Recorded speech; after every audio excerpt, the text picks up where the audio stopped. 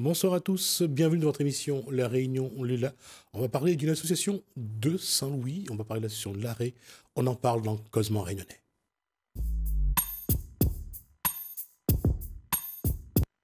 Et pour nous en parler, nous recevons 4 personnes sur ce plateau. D'abord, bonsoir à la présidente. Bonsoir, Madame Georgette Ringama Nayagom, la présidente. Oui, bonsoir. À la coordinatrice, donc, Emmanuel Petit, Emeline Petit, je suis désolé, Emmanuel Petit. Également à une des animatrices de l'association, Alison Dubar, bonsoir. Et également à Jérémy Piquet, donc président d'un groupement dont nous allons découvrir la structure. D'abord, l'association L'Arrêt, c'est à vous que je vais demander, c'est quoi d'abord l'association L'Arrêt? L'association L'Arrêt existe sur Saint-Louis depuis 1995. À la base, c'était une association créée par des gens du quartier de Plateau-Goyave. C'était pour me faire de l'animation dans les quartiers. C'était un monsieur du quartier qui a décidé avec d'autres personnes de mettre en place des activités pour les gens du quartier. Moi, j'ai pris la présidence en 2008, parce que l'association était en sommeil. Et on a voulu faire des actions, c'était pendant la période de chikungunya, pour aider la population à lutter contre ce fléau.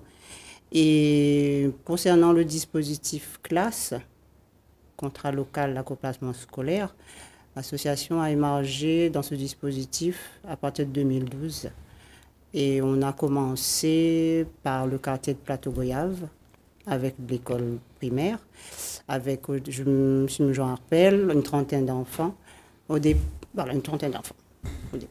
Après, on a continué sur le quartier du Gol avec l'école Pablo Picasso et l'école Saada Garriga. Aujourd'hui, on est, si je ne me trompe pas, Emeline, à 172 Marmaille. D'accord, on va juste continuer là-dessus, sur le classe. Emeline Petit, votre coordinatrice donc de l'association et du projet. Généralement, quand on travaille sur l'accompagnement des enfants, ce qu'on appelle le périscolaire aujourd'hui, est-ce que ça a encore un intérêt? Oui, bien sûr, parce qu'en fait, le dispositif classe en lui-même a pour objectif de lutter déjà dans un premier temps contre l'échec scolaire, mais aussi donner à l'enfant l'envie d'apprendre, renforcer un peu leur capacité et leur confiance en eux pour réussir. C'est pour cela qu'on utilise souvent des pédagogies de détour et on accompagne également les parents dans la scolarité de leurs enfants. J'allais dire des stratégies de détour, vous avez dit, c'est ça? Oui, c'est ça. Ça veut dire quoi? En fait, c'est des stratégies, c'est des activités pour que les enfants apprennent à combler leurs lacunes sans forcément apprendre dans un livre ou dans un support scolaire. Alison Dubar, c'est un petit peu votre rôle à vous et celle des autres animatrices et animateurs. Comment ça se passe généralement?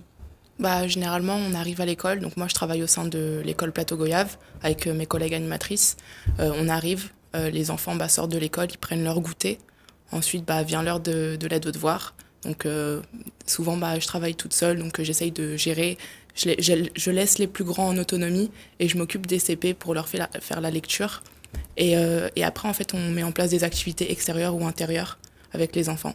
Et après, c'est l'heure où les parents viennent les récupérer à 17h30. D'accord. Je reviendrai là-dessus, mais d'abord poser la question à M. Jérémy Piquet. Vous êtes président d'un groupement. Oui, c'est ça. Bonjour à tous. Je suis président d'un groupement d'employeurs depuis 2007. C'est Jérémic, groupement d'employeurs de l'île de la Réunion pour une expansion multisectorielle. Insertion par qualification. Le mot insertion par qualification, c'est très important parce que le but du groupement, c'est fédérer une panel d'adhérents de divers, on va dire, d'activités. Dans le groupement, il n'y a pas que le périscolaire. Il y a aussi l'environnement. Je ne cite pas les associations. L'environnement. Il y a aussi les accueils de loisirs. Il y a aussi le sport maintenant, le sport collectif qui est arrivé dans un optique où faire des économies d'échelle sur la gestion, notamment sur la gestion de salariés. Aujourd'hui, on pèse une centaine de salariés, à peu près, à travers de nos adhérents. Et tout le monde, comme tout le monde et chaque président, a un seul but sur le terrain, c'est s'occuper opérationnellement de leur activité. Et souvent, chaque maman ou chaque papa qui font partie du président n'ont pas cette fibre, on va dire, de chef d'entreprise. Moi, là-bas, je suis entreprise, j'essaie de donner des outils, des billes pour accompagner tout ça, quoi. Là, cette stratégie de mutualisation des moyens et aussi de créer une synergie économique dans le sport, ça apporte un outil économique efficace? On va dire qu'on n'est pas seulement dans le sport. C'est-à-dire que le sport, aujourd'hui, ça représente 10% de nos adhérents. Il faut être honnête. Hein. Mais quand on regarde l'association Larrey qui présente le classe actuellement, bah, quand on voit l'implantation, l'ancrage du territoire qui sont sur la ville de Saint-Louis et le secteur de la Rivière, sur 20 écoles, on accompagne quand même 700 enfants, c'est-à-dire 1400 par an. C'est quand même quelque chose de très important. Et à travers tout ça, pour revenir au sport, ben, on fait aussi des activités avec les parents, très important. C'est-à-dire qu'il n'y a pas seulement les enfants.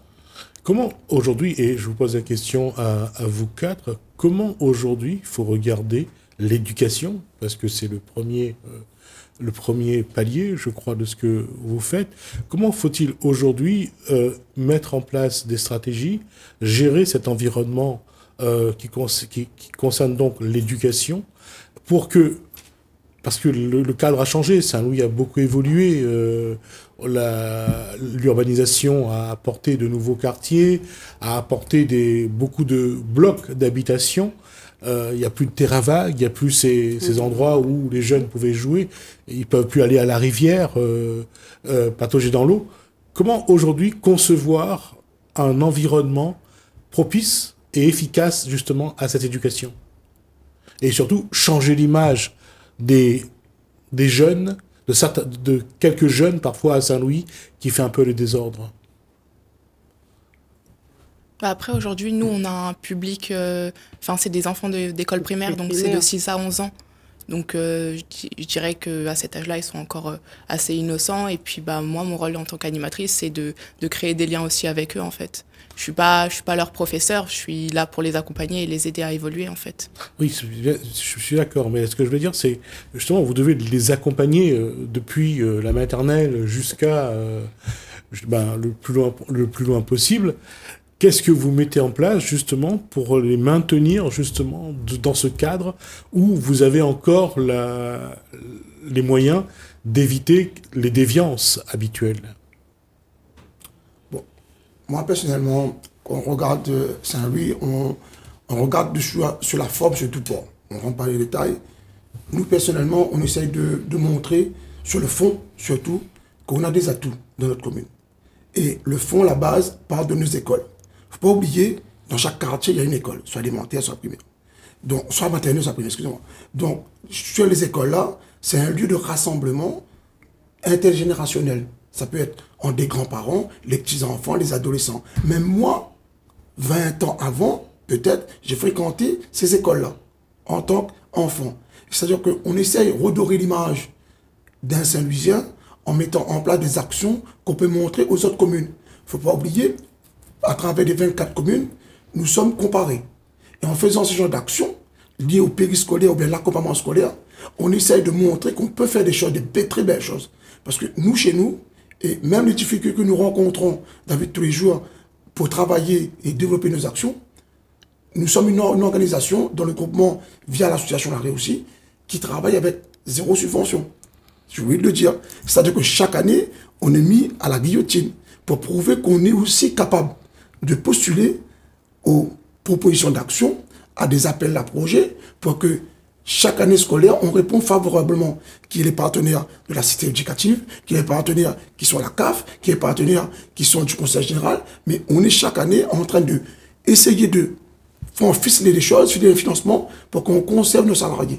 Donc cette image-là, on essaie de redorer ça par rapport à travers les autres communes. Alors, pour Georgette Ragama-Nayagom et pour Emeline Petit, donc dans l'association Larrey, justement, avec quels moyens aujourd'hui vous mettez en place vos projets? Comment vous les financez? Financement, on va parler au trésorier. C'est M. Piquet, trésorier de l'Action.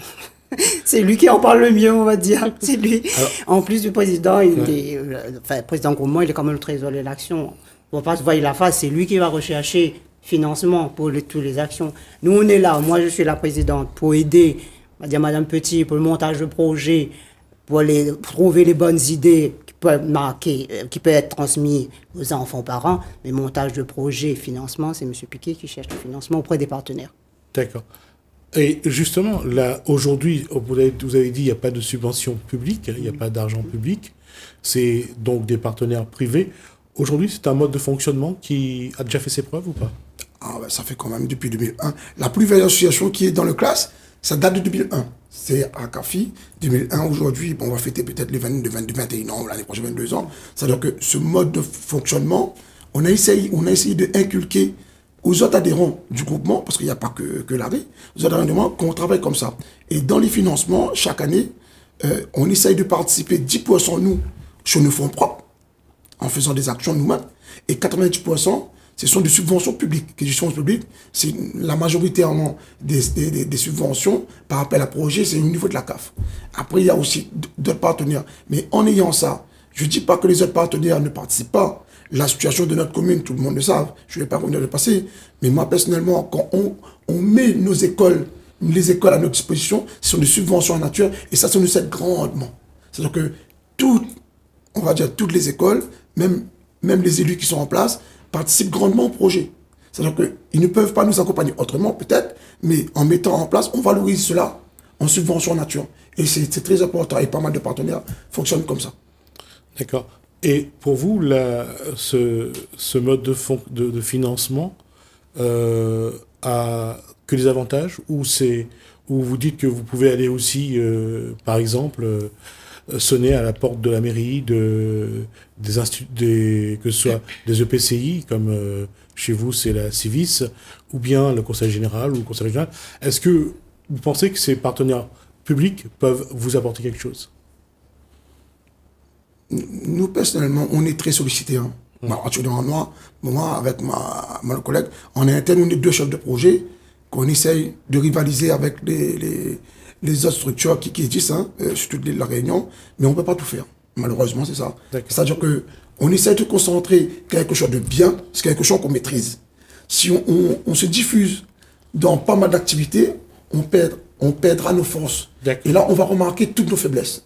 Et ça, c'est quelque chose que je mets le point dessus parce que c'est très important. Donc, on essaye de faire le plus favorablement possible, bien comme il faut, avec nos actions qui est le contrat local d'accompagnement scolaire et le périscolaire. D'accord. C'est le deux. Alors, je reviens à l'association L'Arrêt. Aujourd'hui, il y a eu on aura l'occasion tout à l'heure de voir une vidéo sur les actions menées par l'association L'Arrêt, donc juste après cet échange. Mais juste avant, comment vous faites pour justement décider des projets? Comment vous les mettez en place? Qu'est-ce qui prennent les décisions? En fin de compte, moi je laisse libre cours à Madame Petit. Il faut être franche là-dessus, de par mon travail. Et on peut pas, moi je dis, je ne peux pas imposer un projet. C'est son feeling à elle. Elle dit qu'elle sent que ce projet-là va marcher. Et puis elle se réfère aussi aux anciens projets qui ont été faits. Elle se réfère aussi aux demandes des parents, des enseignants, des directeurs d'école. Je veux dire, c'est un travail en amont qu'elle fait auprès des directeurs et directrices.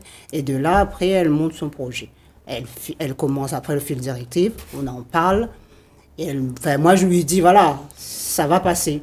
Si je lui dis que ça ne va pas passer, je lui dis pourquoi. Essaie de changer ceci, cela. Mais je veux dire, libre cours, c'est Mme Petit, la coordinatrice, qui monte le projet. Le sujet du projet, qui sera donc visité tout à l'heure par les téléspectateurs, c'est de parler du Maloya. Oui. Comment on parle du Maloya aux jeunes? Comment vous avez fait pour que les jeunes s'intéressent au Maloya? Alors déjà, l'idée du Maloya, ça vient en fait d'un projet de 2019 à 2021. Et on avait fait la découverte du Maloya.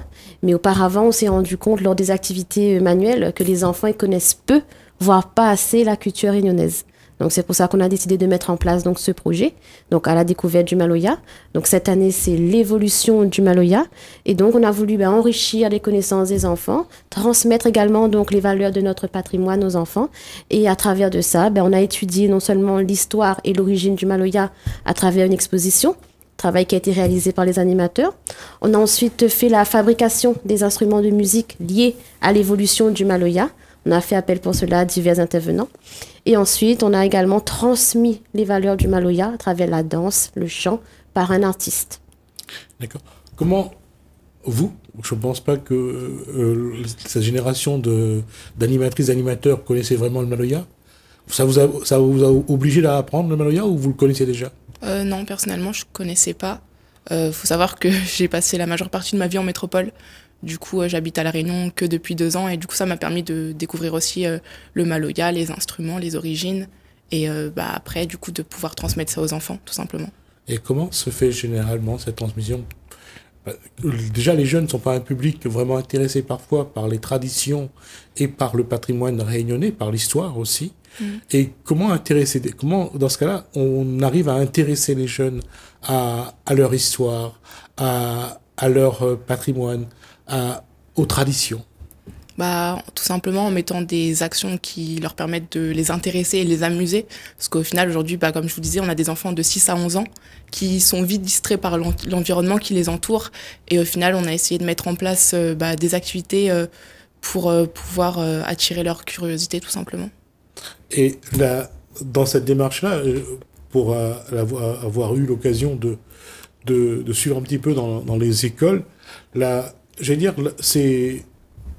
le CLAS, c'est vraiment le bon dispositif pour pouvoir travailler avec les enfants, justement, le plus tôt possible.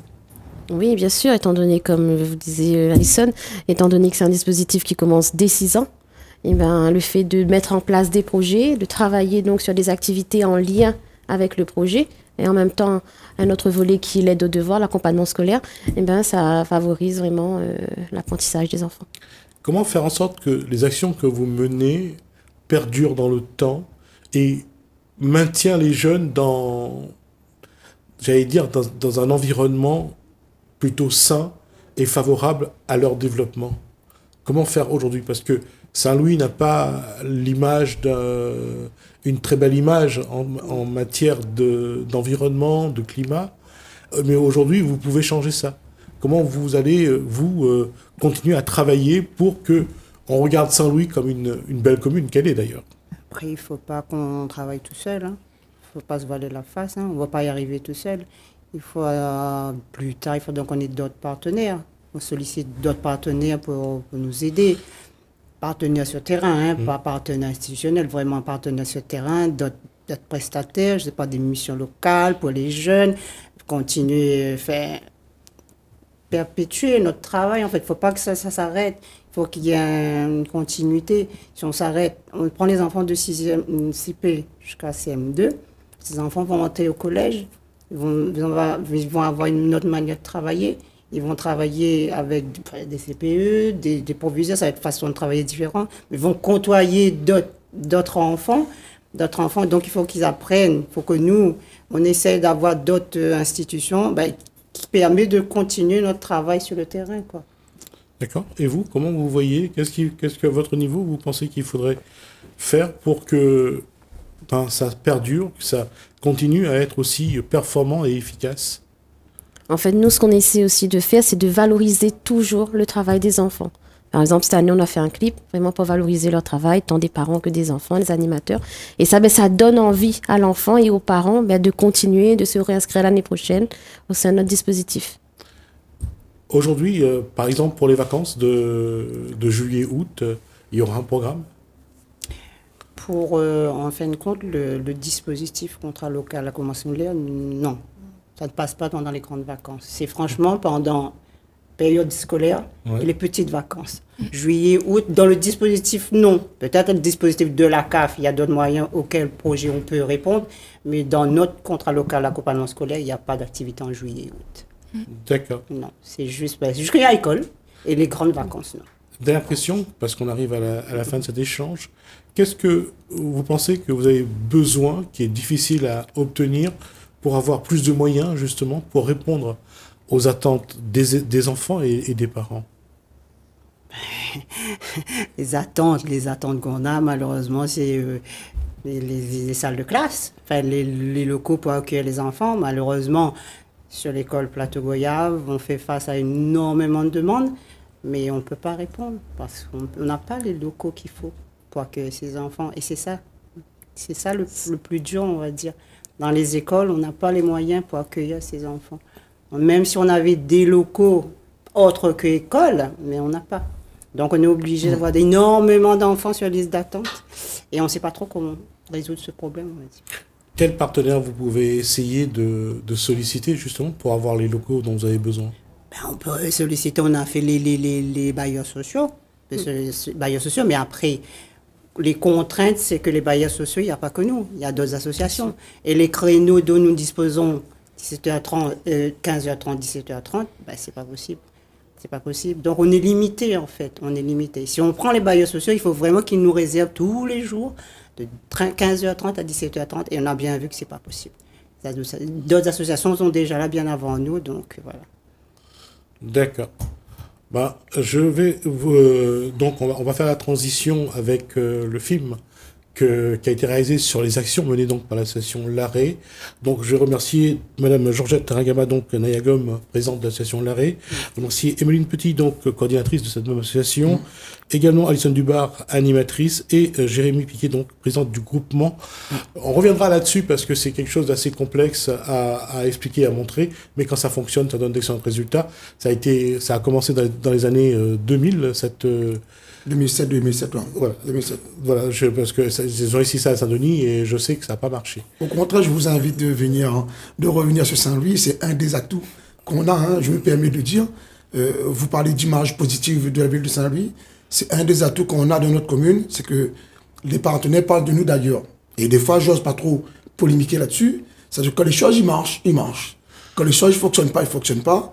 Nous avons un groupement associatif sur Saint-Louis qui mérite d'être valorisé beaucoup plus encore, mais dans le domaine sportif, dans le domaine etc. Voilà, on va essayer de voir comment on peut mettre un projecteur sur tout ce que vous faites pour montrer qu'il y a des résultats au bout. En tout cas, merci à vous de nous avoir permis de cet échange et surtout de pouvoir proposer aux téléspectateurs ce documentaire qui a été tourné sur vos actions. Le titre de ce documentaire, c'est Maloya pour toute notre génération. Donc je vous propose de regarder ce documentaire, ça va faire à peu près 30 minutes. J'espère que vous allez prendre du plaisir. Merci à vous. Merci à vous de nous avoir regardé et bon reportage. À bientôt.